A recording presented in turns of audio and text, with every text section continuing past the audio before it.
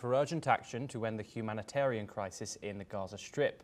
In a column in the Daily Mirror, Starmer said the images of starvation and desperation were utterly horrifying. He slammed the blocking of humanitarian aid to Palestinian children, calling it completely unjustifiable.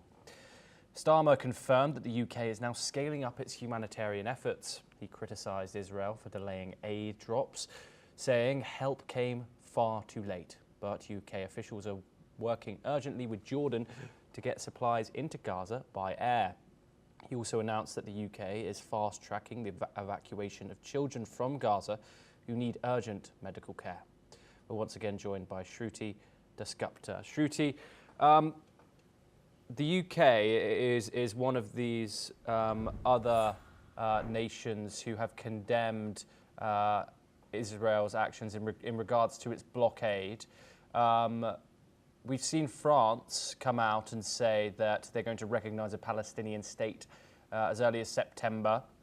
What are your thoughts on how the Western world is replying to this? I mean, serious pressure seems to be mounting on Israel now. Obviously, there's been calls by Macron urging the allies from the likes of Canada and the UK to recognise a Palestinian state as well. They so far have not done that and not agreed to that. However, pressure is mounting and tides seem to be shifting. What more can you tell us about this? Well, Keir Starmer's current statement, where he called it a humanitarian catastrophe, was a result of the very same pressure that you mentioned, where Macron went ahead and said that within 2 months they will start to recognize, he will push to the maximum to have Palestine get its own recognition from France.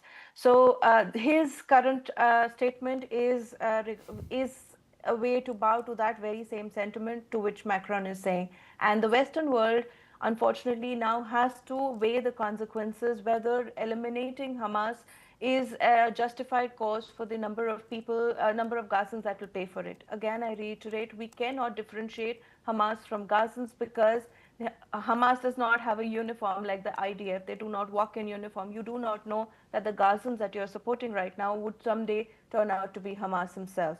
The UN itself has found itself in hot water because of its own employees being very complicit and aiding Hamas and its ideology in Gaza.